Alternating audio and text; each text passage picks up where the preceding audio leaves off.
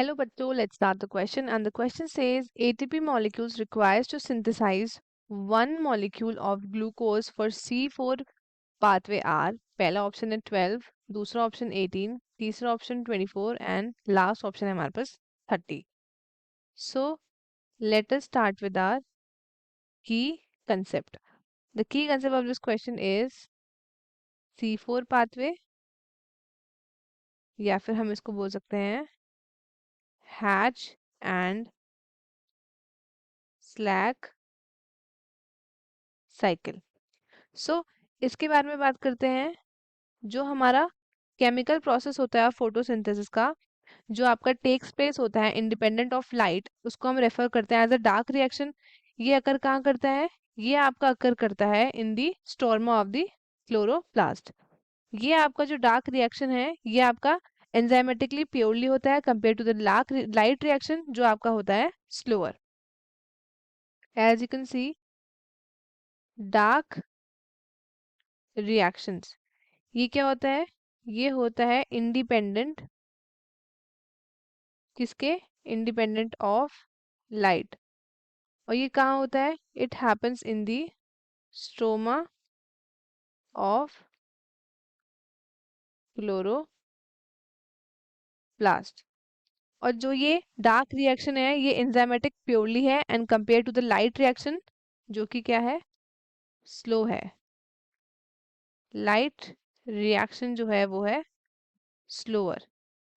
और जो dark reactions है ये तब भी होती है जब आपकी लाइट प्रेजेंट होती है. सो अब हम बात करते हैं अबाउट दी C4 पाथवे. तो जो ये आपके C4 पाथवे होता है ये इन 1966 हैच एंड स्लैक ने डिस्कवर किया था C4 साइकिल. तो उसने उसको नेम किया है as a Hatch and Slack cycle. So अब हम बात करते हैं कितना ATP क्या है आपका रिक्वायर होता है to synthesize one molecule of glucose. तो सबसे पहले तो क्या होता है कि सबसे पहले हम यहाँ देखते हैं. इसमें बोला है कि वन मॉलिक्यूल के लिए कितना होगा. तो अगर C4 प्लांट्स में हम देखें, C4 प्लांट्स में, तो for one CO2 molecule 5 ATPs plus 2 NADPH molecules आपके रिक्वायर्ड होते हैं. ये रिक्वायर्ड होते हैं. अगर हम बात करें फॉर 3 CO2 मॉलिक्यूल्स, 3 CO2 के मॉलिक्यूल्स के दैट इज 1 ट्रायोस फॉस्फेट, तो इसके लिए 15 ATPs प्लस 6 NADPH मॉलिक्यूल्स आपके रिक्वायर्ड होते हैं.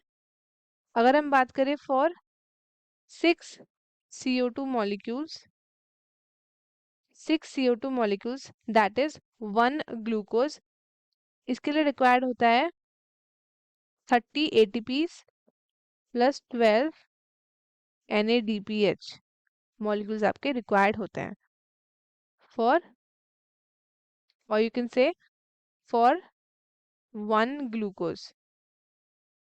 6 CO2 for 6 CO2 molecule that is 1 glucose के रिक्वायर्ड होता है आपका 30 ATP. सो आप देखते हैं 30 ATP हमारा कहाँ है? That is option number D. और बाकी के ऑप्शंस हो गए हमारे इनकरेक्ट. तो स्टूडेंट्स आई होप आपको क्वेश्चन अच्छे से समझ आया होगा. All the best and thank you.